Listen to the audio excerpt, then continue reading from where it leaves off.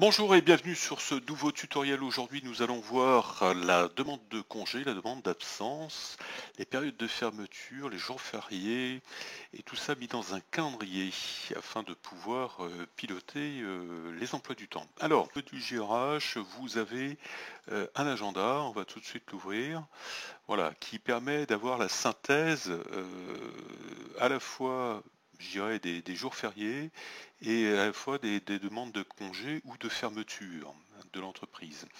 Ce calendrier se présente comme le calendrier habituel, hein, qui est spécifique à la gestion des ressources humaines et il va permettre de modifier les jours de congé, les jours de fermeture et pouvoir noter les jours de congé. Il s'ouvre par défaut sur le calendrier annuel.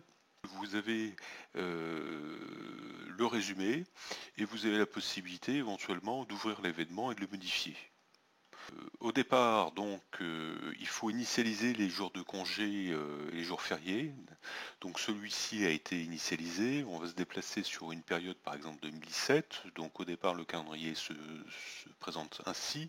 Il faut donc, dans une première opération d'initialisation, voilà, ajouter les jours de congé qui se calculent automatiquement en fonction, je dirais, des années. Pour les périodes de fermeture, tout simplement, donc on va revenir sur le calendrier 2016. Comment, voilà, par exemple là, il y a une période de fermeture qui a été annoncée du 1er août au 15 août. Si on veut par exemple ajouter une période de fermeture, par exemple entre Noël et jour de l'an, il s'agit tout simplement d'ajouter un événement, hein, donc un double clic sur la date du 26 décembre permet de faire monter un formulaire.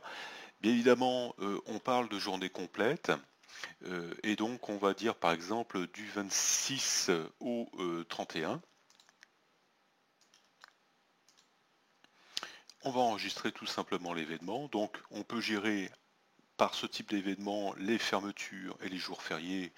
Il s'agit de corrections éventuellement apportées, hein, pour les jours fériés, mais donc ça se met par défaut sur jour de fermeture et simplement on enregistre et voilà, vous avez donc les périodes de fermeture qui sont reportées sur ce calendrier.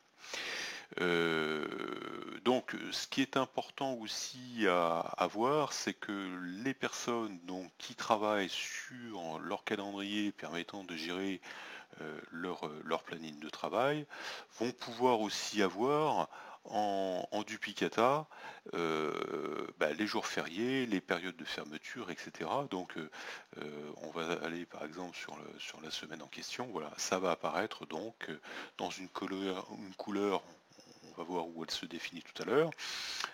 Donc chacun va pouvoir suivre aussi depuis son agenda personnel, hein, il ressemble beaucoup à celui qui est donc spécialisé dans la GRH, hein,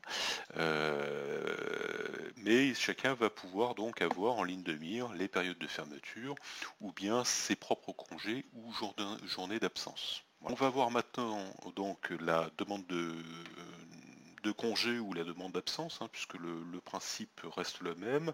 La différence entre les deux, si vous voulez, c'est que pour les jours de congé, il y a un solde qui se calcule automatiquement et qui va permettre donc la gestion des congés pour le personnel.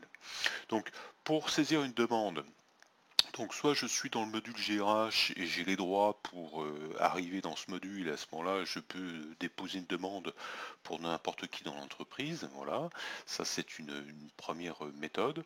Deuxième méthode, tout ça se définit en configuration. Si vous ouvrez les droits à vos salariés, à ce moment-là, par exemple Florence qui est ici, peut directement en cliquant ici sur sa fiche, aller sur congé et absence et créer une demande de congé. Ce qu'on va faire tout de suite, hein, donc son solde de congé apparaît ici.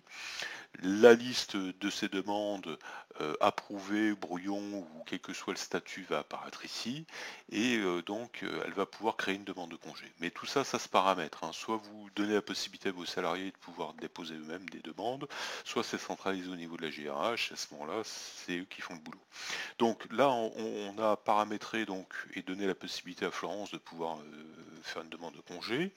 Donc Par exemple, on va faire une demande de congé pour le mois de juillet du lundi 4. Alors, il y a des possibilités pour définir des périodes de prévenance minimales. Là, j'en parle pas dans ce tutoriel. L'objectif, c'est de faire un survol très rapide. Donc, on va pouvoir choisir ici le type, hein, donc maladie, congé, absence, fermeture. Bien évidemment, ces jours-là, ces périodes-là, ces motifs-là sont réservés. Donc, le salarié peut choisir entre maladie, congé, absence sans solde. On va prendre par exemple ici congé. Sera approuvé par, donc elle peut désigner son manager, mettre éventuellement un petit commentaire. Voilà, vive le soleil.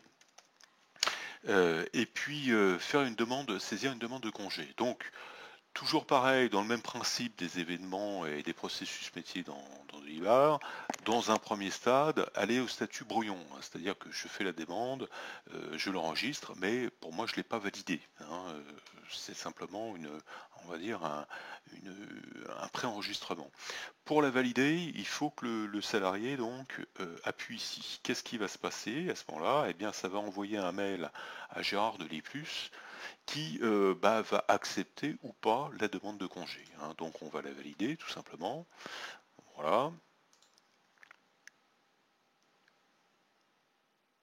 Voilà, un message est envoyé par mail. Donc Gérard Delisplus va recevoir donc un email avec un lien directement lui permettant d'aller valider ou pas, d'approuver ou pas cette demande de congé. Passe-passe magique, nous sommes dans l'interface du manager et donc il reçoit par mail Florence Bon, une période, voilà, à valider, une demande d'absence et donc il s'agit tout simplement de cliquer et à ce moment on se retrouve donc sur la demande de congé et il n'y a plus qu'à approuver ou refuser, hein. Donc là on va approuver. Qu'est-ce qui va se passer? Florence va recevoir un mail en lui disant que ses congés sont acceptés. Pour de passe-passe, nous sommes à nouveau chez Florence, dans sa messagerie, et votre demande d'absence vient d'être approuvée, validée par, et donc toujours pareil, un lien à nouveau vers la page de validation qui lui montre bien que ces jours de congé sont approuvés. Retour dans le calendrier de la GRH, on va pouvoir effectivement constater que les congés de Florence donc, sont bien reportés dans le calendrier. Maintenant, on va aller dans le calendrier de Florence.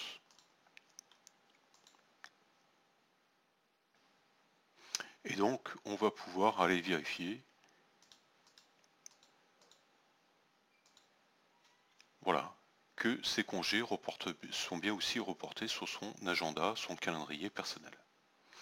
Voilà, donc tout simplement, donc une duplication à la fois sur le calendrier de la GRH pour avoir une vue synoptique globale et à la fois ensuite par agenda, par personne.